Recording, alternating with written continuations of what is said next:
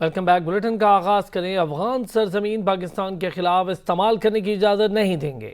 ترجمان طالبان ذبیح اللہ مجاہد نے کہا بھارت کو مسئلہ ہے تو چاہیں گے سفارتی طریقے پر حل کیا جائے۔ ایئرپورٹ پر افراتفری کی صورتحال کے باعث اب افغان شہریوں کو کابل ایئرپورٹ پر جانے کی اجازت نہیں دے رہے، صرف غیر ملکیوں کو ملک سے جانے کی اجازت ہوگی۔ انہوں نے امید ظاہر کی کہ پنجشیر کا مسئلہ جلد بات چیت سے حل ہو جائے گا۔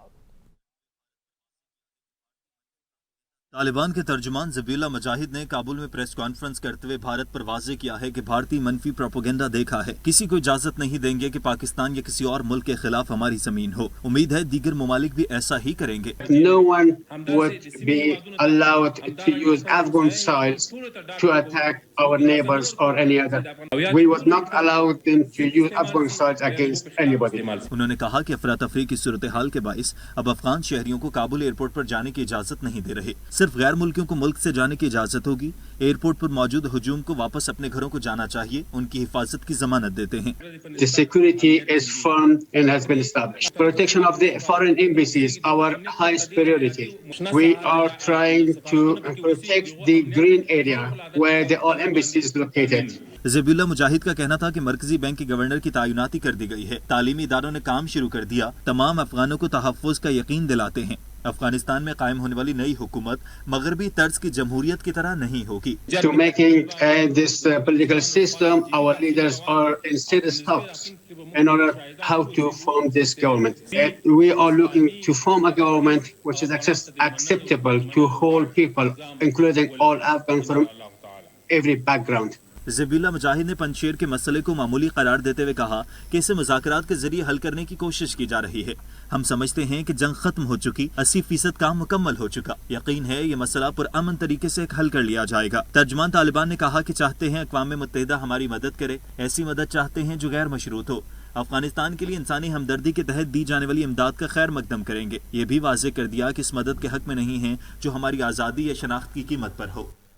ہندوستان افغانستان میں مداخلت سے باز رہے۔ وفاقی وزیر اطلاعات فواد چودھری کی بھارت کو وارننگ، کہا ہم افغانستان کے لیے مسلسل سیاسی حل کی بات کر رہے ہیں، ہندوستان ہم کو سبوتاژ کرنے کی کوششیں کر رہا ہے۔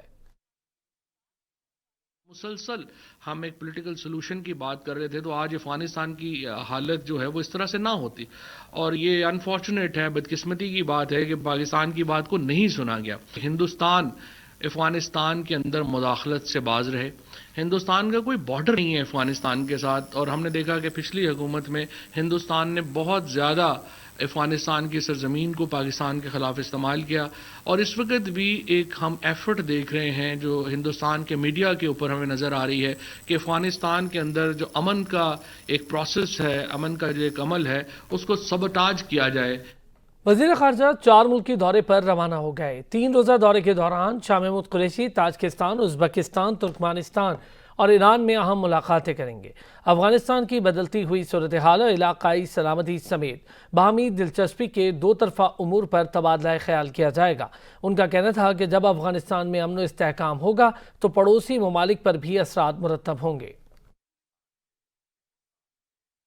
میں آج 4 ملکی دورے پر جا رہا ہوں جو افغانستان کے پڑوسی ہیں، جس میں تاجکستان ہے، ازبکستان ہے، جس میں ترکمانستان ہے اور ایران ہے، اور ہمیں افغانستان کی صورتحال سے دلچسپی ہے۔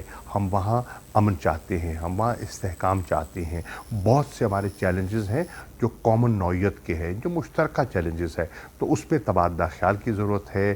ان کا نقطہ نظر کیا ہے میں سننا چاہوں گا، پاکستان کا نقطہ نظر کیا ہے میں ان کی خدمت میں پیش کرنا چاہوں گا۔ افغانستان کے حالات اچھے ہوتے ہیں، بہتر ہوتے ہیں تو ہم سب ہی 6 کے 6 جو پڑوسی ہیں ان سے فائدہ مند ہوں گے۔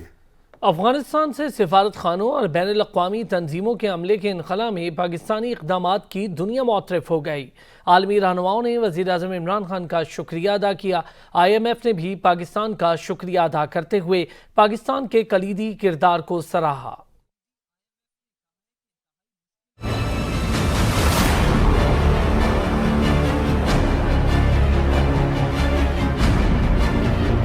وزیر اعظم عمران خان کو managing director IMF Kristalina Georgieva کی جانب سے خط لکھا گیا ہے، جس میں MD IMF نے کہا ہے کہ انتہائی مشکل گھڑی میں افغانستان سے IMF سٹاف اور ان کے خاندانوں کی باحفاظت انخلا پر دل کی گہرائیوں سے مشکور ہوں۔ وزیر خارجہ، وزیر خزانہ، وزیر دفاع اور گورنر اسٹیٹ بینک کے کردار کو بھی سراہتے ہیں۔ خط میں کہا گیا کہ مشکل وقت میں انخلا کے حوالے سے پاکستان کی جانب سے اعلیٰ سطح پر کی جانے والی کوششیں کلیدی اہمیت کی حامل ہیں۔ پاکستان اور فنڈ کے مابین پارٹنرشپ پر مشکور ہیں اور اس تعاون کے تسلسل کے متمنی ہیں۔ کرسٹلینا جارجیوا نے وزیر اعظم عمران خان اور پاکستانی عوام کے لیے نیک خواہشات کا بھی اظہار کیا۔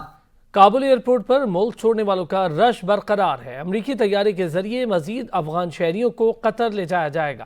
طالبان نے غنی حکومت کے عہدیداران کے لیے معافی کا اعلان کر دیا۔ خلیل الرحمان حقانی کہتے ہیں افغان شہری واپس آ کر افغانستان کی ترقی میں اپنا کردار ادا کریں۔ طالبان نے وادی پنجشیر کا گھیراؤ کر لیا۔ سابق نائب صدر امراللہ صالح نے بھی صورتحال کی کشیدگی کی تصدیق کر دی۔ ترجمان طالبان سہیل شاہین کہتے ہیں وادی پنجشیر پر قبضہ کرنا مشکل نہیں، ایک دن میں کنٹرول سنبھال سکتے ہیں، کوشش ہے مسائل بات چیت سے حل ہوں۔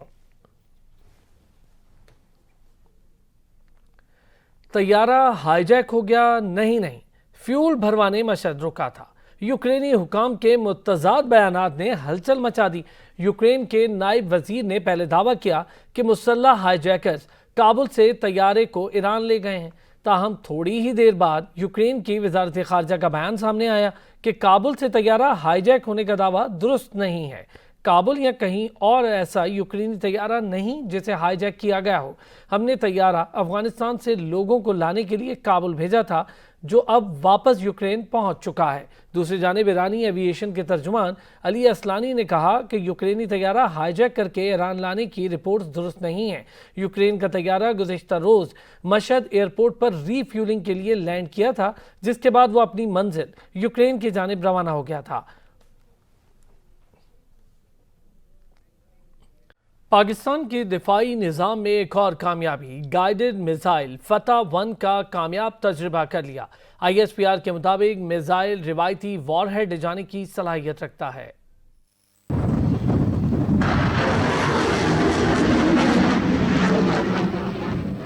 پاکستان کا فتح 1 میزائل کا کامیاب تجربہ ISPR کے مطابق missile guide multi launch missile system کا حصہ ہے اور یہ روایتی وار ہیڈ لے جانے کی صلاحیت رکھتا ہے۔ ISPR کا کہنا ہے کہ ویپن سسٹم ہدف کو کامیابی سے نشانہ بنانے کی صلاحیت رکھتا ہے۔ ویپن سسٹم سے دشمن پر گہری ضرب پہنچانے کی صلاحیت میں بہتری آئی۔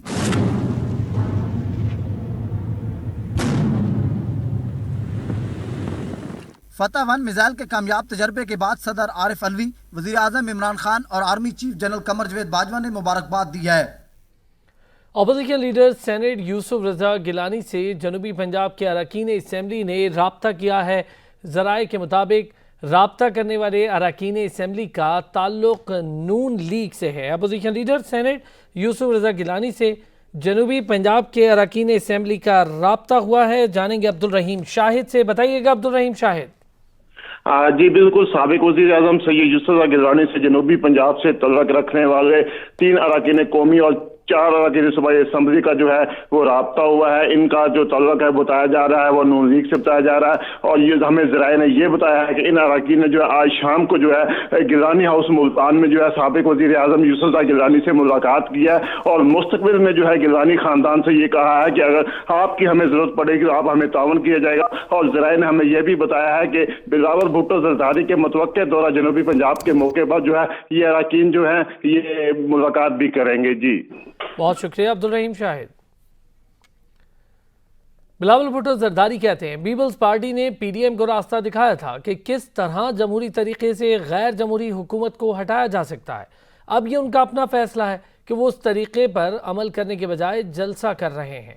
چیئرمین پیپلز پارٹی نے وفاق سے شکوہ بھی کیا کہ کراچی کے ساتھ اپنا کوئی وعدہ پورا نہیں کیا۔ PDM کا مستقبل لندن میں شادیاں کروانا ہے۔ اب دیکھتے ہیں کہ مولانا فضل الرحمان مبارکباد دینے کب لندن جاتے ہیں۔ وفاقی وزیر اطلاعات فواد چودھری نون لیگ پر برس پڑے، کہا بیرون ملک مقیم 90 لاکھ پاکستانیوں کو ووٹ کے حق سے محروم کرنے کی کوششیں کی جا رہی ہیں۔ ایک بھی الیکشن ایسا نہیں جس میں نون لیگ شفاف طریقے سے جیتی ہو۔ ترجمان نون لیگ مریم اورنگزیب نے کہا ہاسپٹلز کو بند جبکہ ادویات پر ڈاکہ ڈالا گیا. نون لیگ کے منصوبے گروی رکھوا کر عمران خان پیسے کما رہے ہیں. شہباز شریف نے چیلنج کیا ہے کہ ایک دھیلے کی کرپشن ثابت کر کے دکھاؤ. پارٹی عہدیداران اور کارکنان کے رویے سے دل برداشتہ ہو کر نون لیگ سندھ کے جنرل سیکریٹری مفتاح اسماعیل نے پارٹی عہدے سے استعفیٰ دے دیا ہے. وزیر خزانہ سے اختلافات پر وزیراعظم عمران خان کے معاون خصوصی برائے خزانہ ڈاکٹر وقار مسعود نے استعفیٰ دے دیا. ذرائع کے مطابق وزیر خزانہ شوکت ترین سمجھتے ہیں کہ ڈاکٹر وقار مسعود آزادانہ طور پر فیصلے کر رہے ہیں اور اہم فیصلوں میں انہیں اعتماد میں نہیں لیا جا رہا. ڈاکٹر وقار مسعود کا شکوہ ہے کہ ان کی سفارشات نظر انداز کی جا رہی ہیں. وزیر خزانہ شوکت ترین ان کی سفارشات کو خاطر میں ہی نہیں لاتے. ڈاکٹر محمد اشفاق نئے چیئرمین FBI تعینات کر دیے گئے ہیں جس کا نوٹیفیکیشن بھی جاری کر دیا گیا. ڈاکٹر محمد اشفاق گریڈ 21 میں ان لینڈ ریونیو سروس کے آفیسر ہیں. ان کی تعیناتی کی منظوری وفاقی کابینہ نے آج ہی دی تھی. ڈاکٹر محمد اشفاق نئے چیئرمین FBI تعینات کر دیے گئے ہیں جس کا نوٹیفیکیشن جاری کر دیا گیا ہے. ڈاکٹر محمد اشفاق گریڈ 21 میں ان لینڈ ریونیو سروس کے آفیسر ہیں. ان کی تعیناتی کی منظوری وفاقی کابینہ نے آج ہی دی تھی. ہرے نوٹ کی قیمت پھر بڑھ گئی. امریکی ڈالر 10 ماہ کی بلند ترین سطح پر پہنچ گیا. 30 ستمبر 2020 کے بعد 165 روپے کی سطح عبور کر گیا. کاروباری ہفتے کے دوسرے روز انٹر بینک میں ڈالر 82 پیسے مہنگا ہو کر 165 روپے 25 پیسے پر ٹریڈ ہوا. یہ امر بھی قابل ذکر ہے کہ ڈالر کی قیمت میں مئی سے اب تک 8.5% اضافہ ہوا جبکہ 4 ماہ کے دوران ڈالر 12 روپے 97 پیسے مہنگا ہوا. IMF کی جانب سے پاکستان کو 2.75 ارب ڈالر کی رقم موصول ہو گئی. ملکی زر مبادلہ ذخائر 27.4 ارب ڈالر پر پہنچ چکے ہیں. سینٹ کی خزانہ کمیٹی نے FBI ڈیٹا ہیک ہونے کا 3 روز میں جواب طلب کر لیا ہے. کمیٹی نے بینک ٹرانزیکشنز پر چارجز کو بھی مسترد کرتے ہوئے اسٹیٹ بینک کو 1 ماہ میں رپورٹ جمع کروانے کی ہدایت کی ہیں. کامیاب جوان پروگرام کے ذریعے نوجوانوں کو روزگار فراہمی کی جا رہی ہے. قرض حاصل کرنے والے نوجوانوں کی تعداد میں نمایاں اضافہ ریکارڈ ہوا ہے. فاروق حبیب کہتے ہیں ملک بھر میں کامیاب جوان پروگرام کے ذریعے قرضوں کی تقسیم کا عمل تیز کر دیا گیا ہے. خبروں کی بریک کے بعد ہمارے ساتھ رہیے. 30 ستمبر سے اندرون اور بیرون ملک فضائی سفر کے لیے کورونا ویکسینیشن لازمی قرار دے دی گئی ہے. سربراہ NCOC اسد عمر کہتے ہیں 31 اگست کے بعد اسکول ٹرانسپورٹر ویکسین کے بغیر کام نہیں کر سکیں گے. ہوٹل اور گیسٹ ہاؤسز میں بھی 30 اگست تک 30 ستمبر کی پابندیاں لاگو ہوں گی. معاون خصوصی برائے صحت ڈاکٹر فیصل سلطان نے کہا فیک کورونا سرٹیفکیٹ بنانے اور بنوانے والوں کے خلاف کارروائی ہوگی. جب سب کھلا ہے تو تعلیمی ادارے کیوں بند ہیں؟ سندھ کے وکلاء نے عدالت سے رجوع کر لیا. ہیومن رائٹس لائرز فورم کی سندھ حکومت کے خلاف درخواست دائر. عدالت کی جانب سے فریقین سے جواب طلب کر لیا گیا. Chief secretary Sindh, secretary education اور دیگر کو نوٹس جاری کر دیے گئے. درخواست میں موقف اپنایا گیا کہ تعلیم کی ذمہ داری حکومت پر لاگو ہوتی ہے. کورونا سے متاثر تمام ادارے ہوتے، نہ صرف تعلیمی ادارے. سندھ میں پرائیویٹ سکولز کو کھولنے کی اجازت دی جائے.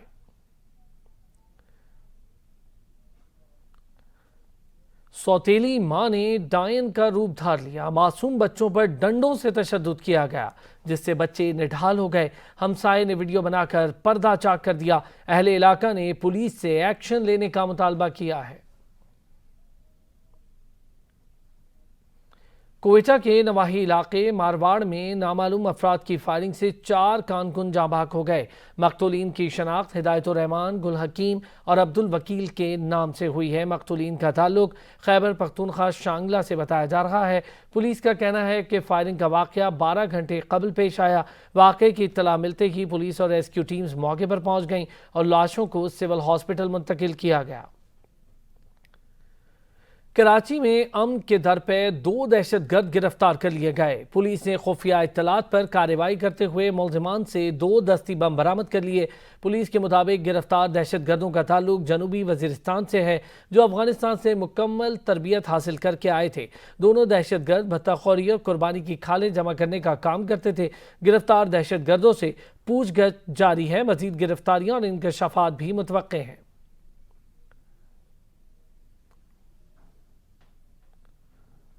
بھارتی بربریت کی بات کریں، مقبوضہ آبادی میں بھارتی قابض فورسز کے مظالم جاری ہیں۔ بھارتی فوجیوں نے مزید 3 نوجوانوں کو شہید کر دیا ہے۔ نوجوانوں کو سوپور میں تلاشی اور محاصرے کی فرضی کارروائی کے دوران گولیاں ماری گئیں۔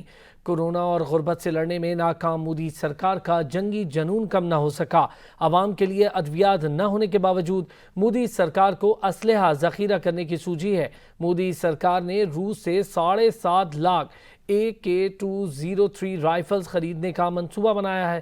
اس معاہدے پر دستخط ہو چکے ہیں، جبکہ بھارتی فوج ہیلی کاپٹرز کی قلت کو دور کرنے کے لیے محدود تعداد میں ہیلی کاپٹر خریدنے پر غور کر رہی ہے۔